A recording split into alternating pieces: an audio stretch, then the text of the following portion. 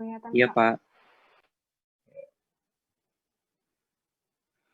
Jadi aproksimasi normal terhadap binomial, beberapa pertemuan yang lalu kita kan sudah belajar mengenai distribusi peluang binomial ya, yang memenuhi 4 persyaratan.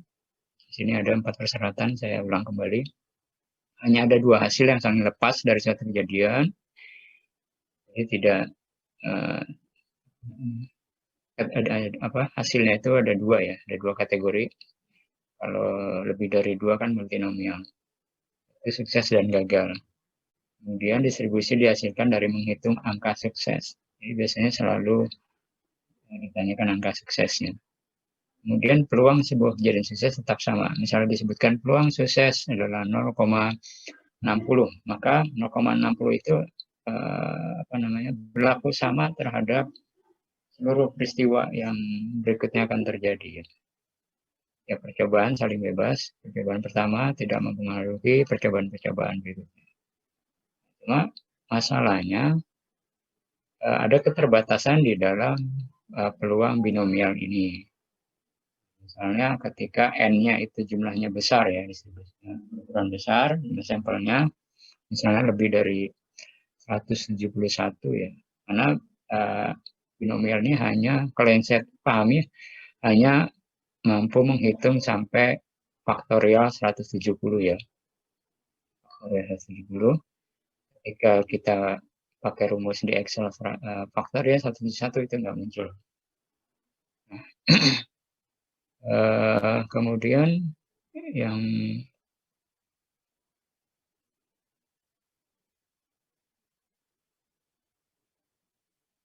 persyaratan untuk bisa kita menggunakan aproksimasi normal, yang pertama sampel itu harus diambil secara simple random, secara acak sederhana. Kalau biasanya di soal disebutkan sampel diambil secara acak sederhana gitu. Atau kalau tidak disebutkan berarti diasumsikan bahwa sampelnya itu diambil secara acak. Kemudian syaratan yang kedua itu adalah N kali P lebih besar sama dengan 5 dan N kali Q lebih besar dari sama dengan 5. P-nya itu peluang sukses, Q-nya peluang gagal. Jadi N adalah sampel, N kali Q atau rata-rata itu harus lebih besar sama dengan 5, dan N kali peluang gagal itu juga harus lebih besar daripada 5. Kemudian nanti kita hitung ukuran nilai pengukurannya, yaitu rata-rata dan standar deviasi.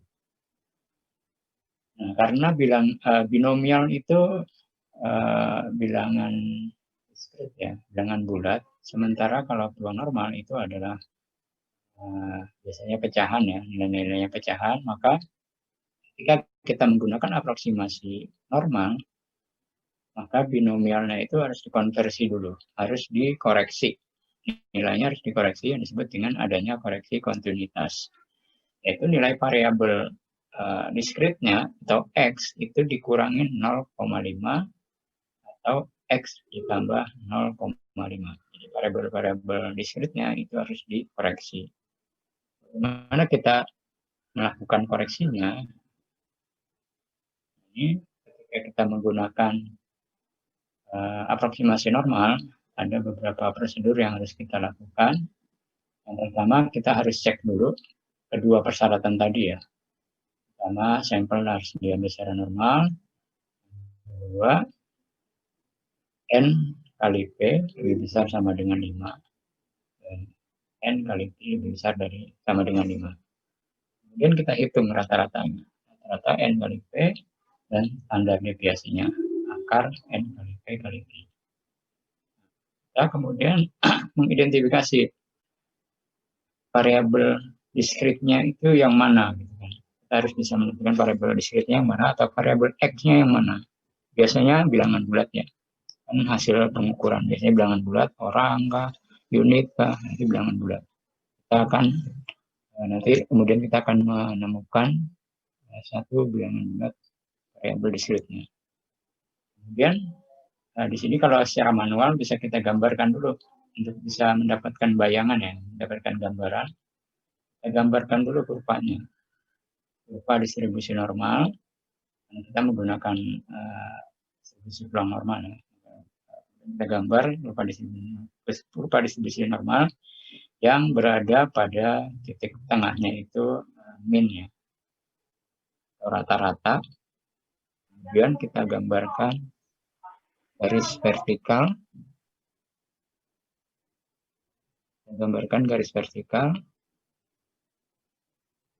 nanti akan menunjukkan apakah X dikurang 0,5 atau X ditambah dengan 0,5. Nah, baru setelah kita tahu ada variabel X-nya atau nilai X-nya, variabel diskritnya, kemudian kita cermati tandanya apa, apakah kurang dari, apakah lebih dari, gitu ya. Karena kan normal itu kalau nggak kurang dari, lebih dari, gitu ya. Nah, baru kita menggunakan koreksi kontinuitasnya, apakah X dikurang 0,5 atau ditambah 0,5. Setelah itu baru kita, setelah dapat koreksi kontinuitasnya, baru kita konversi nilai X-nya ke dalam z-score, yaitu X dikurangin mu dibagi dengan standar deviasi, dibagi dengan sigma. X-nya tentunya setelah dikoreksi ya. Setelah dikoreksi X tambah 5 atau X dikurang 5.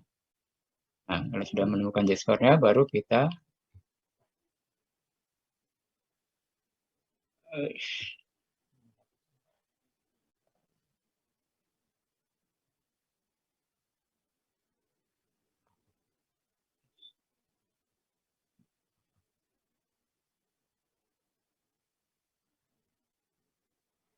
setelah kita menemukan z-score-nya, baru kita hitung atau kita lihat di tabel berapa luas areanya.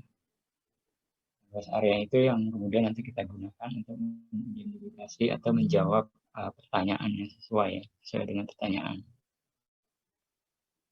Buat supaya dapat gambaran yang lebih jelas, contohnya sebuah klub kesehatan mengatakan bahwa ada sebuah penelitian tentang klub kesehatan bahwa 30% anggota baru mengalami kelebihan berat badan. Sebuah penerimaan anggota di sebuah daerah metropolitan telah menghasilkan 500 anggota baru. Dengan menggunakan aproksimasi normal terhadap binomial, berapakah peluang 175 anggota baru atau lebih mengalami kelebihan berat badan? Syaratnya kan biasanya N-nya besar ya, dia lebih dari 170, 500. Kemudian ini pasti binomial, jadi karena ada hasil peristiwa itu sukses atau gagal. Ini peristiwa suksesnya adalah mengalami kelebihan berat badan atau tidak. Dimana peluangnya sama untuk setiap percobaan, yaitu 30%. Peluang koreksinya, peluang suksesnya sama 30%. Kemudian X-nya yang mana? Nah, ini 500 N ya. 500 N sampelnya. X-nya itu yang mana? X-nya adalah 175. Nah, ini kita fokus ke 175. Nah, bagaimana kita menggunakan aproksimasi normalnya? Kalau kita menggunakan, kalau normalnya kan kita menggunakan binomial ya, karena memenuhi 4 persyaratan tadi. Tapi karena ini nggak bisa pakai formula Excel, dia nggak bisa pakai faktorial. Ini juga nggak bisa pakai faktorial, nggak ketemu angkanya. Kita menggunakan aproksimasi normal. Kalau tadi mau pakai cara manual, kita gambarkan dulu gini. Kita gambarkan kurva distribusi normalnya yang berada pada titik tengah rata-rata mu. Tadi kan rata-rata mu ya. Rata mu. Berapa rata-ratanya? N kali P. N kali P berapa? 30% kali 500. 150. Maka N-nya adalah 150. Jadi syaratnya adalah NP lebih besar dari 5 dan NQ lebih besar dari 5. NP-nya 150 lebih besar dari 5 kan? Lebih besar sama dengan 5. Atau NQ-nya 70%. Kan peluang gagalnya berarti 1 dikurang 30 kan. 70% kali 500, 350. Ini juga lebih besar dari 5.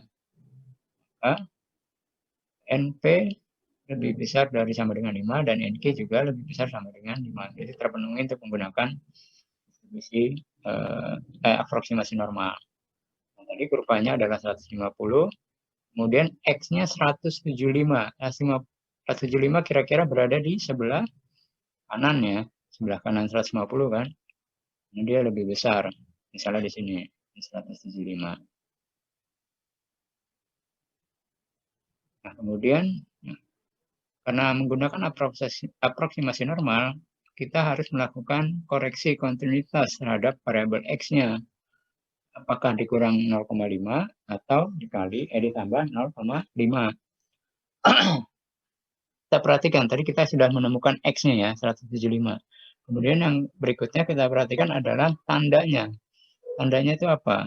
Ini tidak semua soal itu kata-katanya sama ya. Yang penting kita bisa memahami dia arahnya kemana ya. Seperti ini, 175 anggota baru atau lebih. Berarti kan kalau kita simbolkan gini ya, lebih besar atau sama dengan 175 ya. Gini kalau kita tandakan. Jadi jangan terpaku pada kata-kata, tapi kita memahami katanya supaya bisa kita merumuskan notasinya ini. Rumuskan notasinya. Jadi lebih besar, ya kan di sini katakan peluangnya 175 anggota baru atau lebih gitu kan ya. Lebih besar sama dengan 175 gitu kan. Nah, jika kita sudah membuat titik 175 di kurva normal, kalau ditanya 175 atau lebih, berarti 175-nya ikut ya. Terhitung kan ya. Kecuali kalau lebih dari 175, berarti kan 176, 177, dan seterusnya.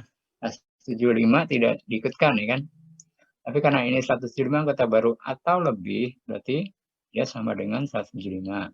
175-nya termasuk. Kalau 175-nya termasuk, bagaimana caranya supaya angka 175 termasuk? Maka titik Z-score-nya di sini kita geser ke arah kiri. Ya, dikoreksi ke arah kiri, yaitu dikurangin, tadi koreksinya katanya dikurangin 0,5 atau ditambah 0,5. Ini kita koreksi ke kiri, berarti dikurangin 0,5 menjadi di sini 174. Ya, 174,5. Kalau kita koreksi ditambah 0,5, maka 175,5 dia adanya di sebelah kanan ya. Kalau di sebelah kanan, berarti ntar 175-nya nggak ikut. Kan lebih besar ya, 175 baru atau lebih besar. Berarti kan daerah yang diarsir itu sebelah kanan kan. Ini kan. Nah, kalau kita buat garis koreksinya itu di 175,5, nanti 175-nya nggak masuk. Makanya kita geser ke kiri menjadi 174,5 supaya 175-nya itu masuk. Sehingga setelah dikoreksi, X-nya menjadi 174,5. Baru kita aplikasikan ke dalam formula. Ini teman-teman jangan lupa selalu membuat apa yang diketahui. N sama dengan 500, X 175, P 0,3, Q 0,7. NP rata-rata 150 dan NQ 750. Nah, syaratnya terpenuhi. Kemudian mu-nya 150, standar deviasinya 10,25. Kita masukkan ke formula konversi ke Z-score. 175,05 dikurangin 175 dikurangin 0,5 dikurangin 150 dibagi dengan 10,25 sama dengan 2,39. Makanya Z-score-nya 2,39. Kita lihat baru di tabel. Berapakah Z-score 2,39? Itu adalah 99,16. 9,16.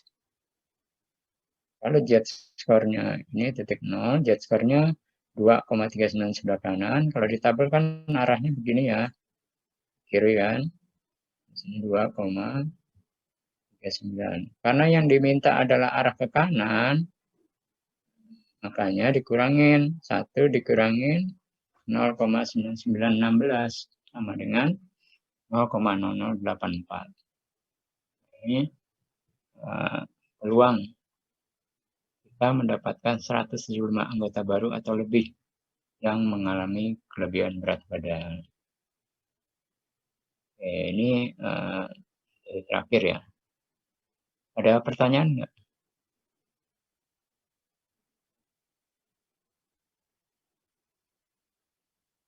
Gampang ya, jelas kan? Ini di UTS lalu kalau nggak salah keluar deh model-model kayak gini ya. Ini pertanyaan favorit. Jadi kemudian teman-teman bisa memahami. Ada pertanyaan sebelum Zoom-nya habis karena waktunya penuh kayak free ya. Pak, izin nanya Pak. Ya kan? Tadi kenapa yang apa X-nya ya 175 dikurangi 0,05 Pak, nggak ditambah? Oke. Kenapa dikurangin bukan ditambah?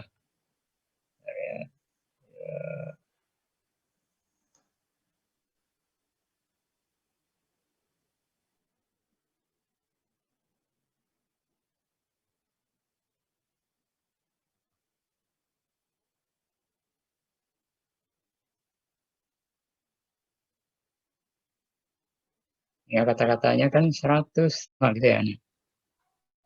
Jadi untuk memudahkan kita memahami penggunaan aproksimasi ini,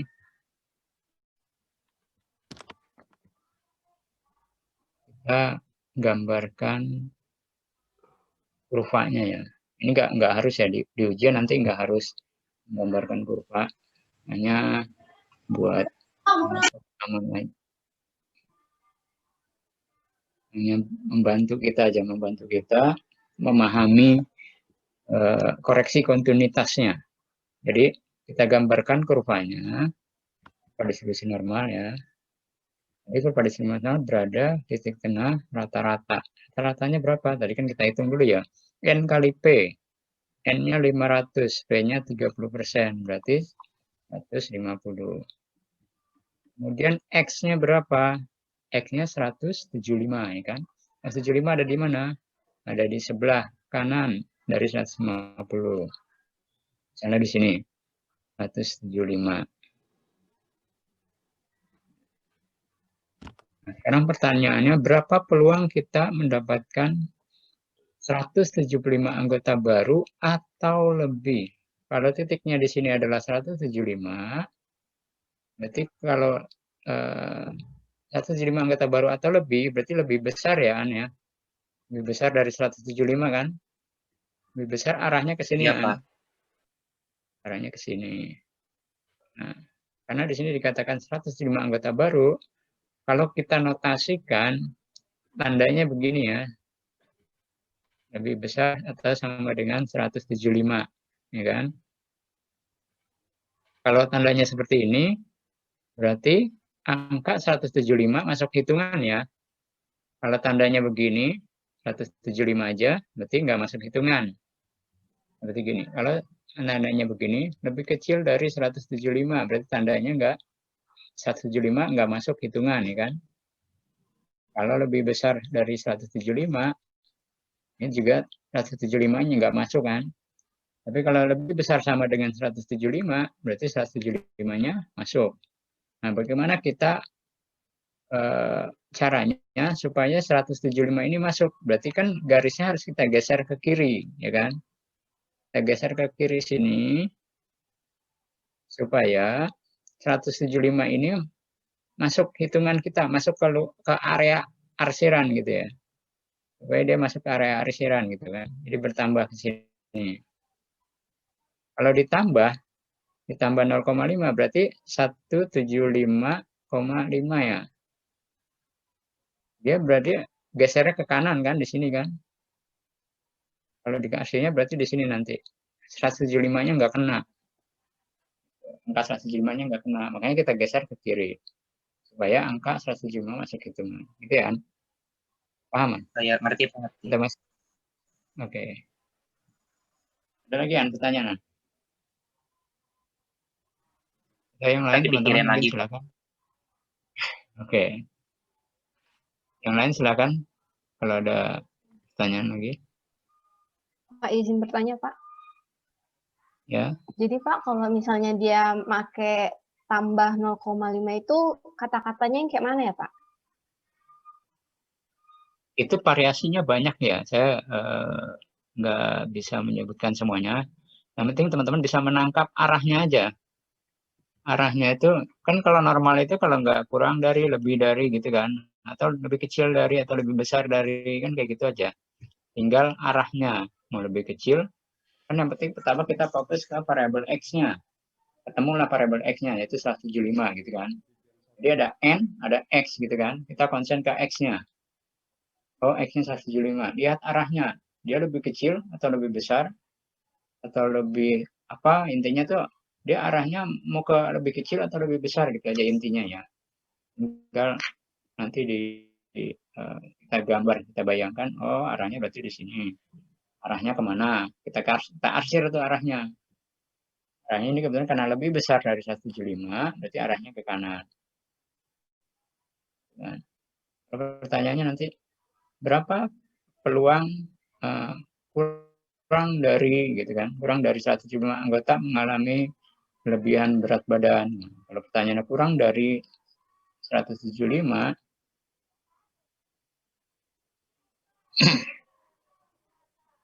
maka jadinya berapa?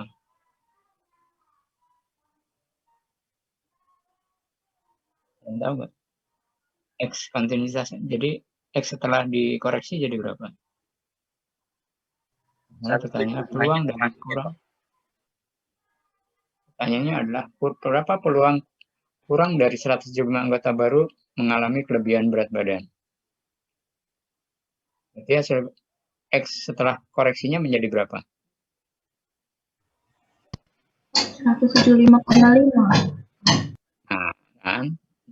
Berarti belum paham. Kan pertanyaannya berapa peluang kurang dari 175? Kurang dari 175, 175-nya kayak itu enggak? Enggak. Oh iya, berarti enggak kan?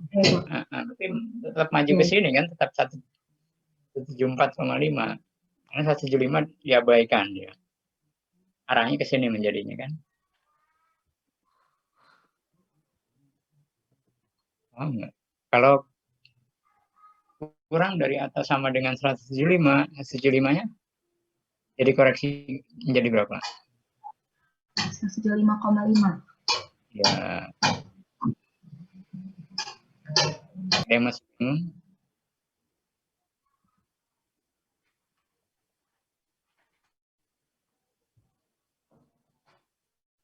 jelas ya, paham ya. Oke, ada pertanyaan lain sebelum kita kuis? Biasanya setelah kuis baru ketahuan kok ini nggak bisa ya. Habis latihan biasanya nggak bisa ya, apa bingung ya? Pak, Ya, mau nanya, tapi materi peluang boleh nggak, Pak? boleh, silakan. Saya belum bisa bedain yang independen, mutual eksklusif, dependen, dan mutual eksklusif. Itu gimana sih, Pak? Cara bedainnya. Kadang kan agak mirip-mirip itu, Pak. Bentar ya. Suaranya kurang jelas, bentar ya.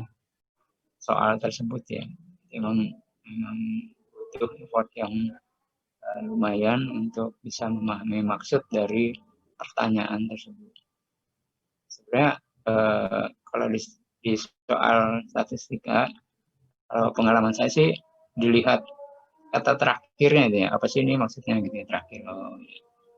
Nah, dari situ bisa kita simpulkan.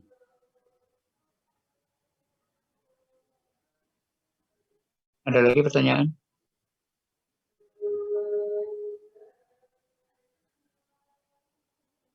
Ini karena break sholat ya.